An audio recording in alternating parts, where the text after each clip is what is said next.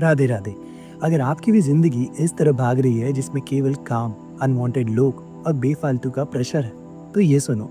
श्रीमद् भगवद गीता के अध्याय 3 में 3 ऐसे श्लोक हैं जहाँ पर श्री कृष्ण कहते हैं, तुम इस दुनिया का हिस्सा बन सकते हो बिना इन सब चीजों में फंसे, बिना विक्टिम बने।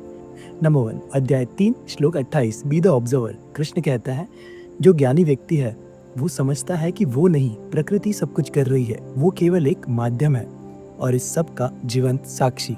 यहाँ समझने वाली बात यह है कि तुम्हारा काम केवल कर्म करना है, हर बात को पर्सनल लेना जरूरी नहीं है, हर चीज को अपनी आत्मा से मत जोड़ो। चलो इसे एक एग्जाम्पल से समझाता हूँ। जब कोई तुम्हारी मेहनत पर डाउट करे या फिर मेहनत का रिजल्ट डिले हो, तो याद रखो तुम केवल कर्म करने वाले हो, कंट्रोल किसी और के हाथ में है।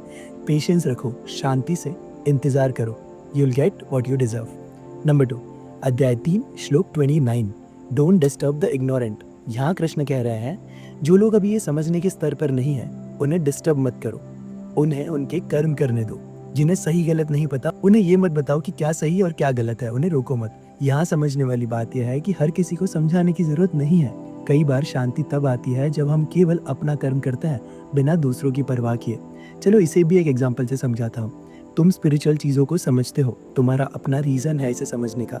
इसका मतलब ये नहीं कि सब तुम्हें और तुम्हारी इस जर्नी को समझेंगे, और ज़रूरी भी नहीं है कि वो तुम्हें समझे। तुम बस खुद पर ध्यान दो और आगे बढ़ो। नंबर 3, अध्याय 3 श्लोक 30, सरेंडर विदाउट ईगो। यहाँ कृष्ण कहते हैं, अपने हर काम को मुझ में समर्पित कर दो, मुझ पर विश्वास रख कर करो, अहंकार छोड़ दो, तभी तुम्हें असली शांति मिलेगी। यहाँ समझने वाली बात यह है कि जब तुम बिना किसी अहंकार के काम करते हो तब तुम्हारा काम पूजा बन जाता है। चलो इससे भी एक एग्जाम्पल से समझाता हूँ, प्रैक्टिकल वन। तुम हर दिन कोई काम करते हो, ऑफिस जाना, घर पर आना, जिम जाना और ये सब कुछ या ऐसी कुछ अलग चीज़ें।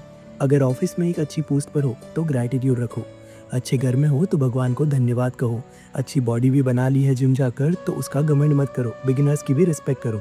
इस सबको एक सेवा भाव की तरह देखो, यही शायद समर्पित भाव से कर्म करना है। यहाँ कृष्ण कह रहे हैं कि शांति भी उसी इंसान को मिलती है जो अपने सांसारिक कर्म तो करता है पर उसमें फंसता नहीं, ना रिजल्ट में, ना लोगों में, ना अपने अहंकार में। सो बस आज के लिए इतना ही। अगर ये वीडियो अच्छा लगा तो शेयर कर देना और कमेंट में राधे राधे लिख देना। मिलता है इस सीरीज के अगले भाग में कुछ और श्लोक, कुछ और सवाल और उनके जवाबों के साथ। जय श्री कृष्ण।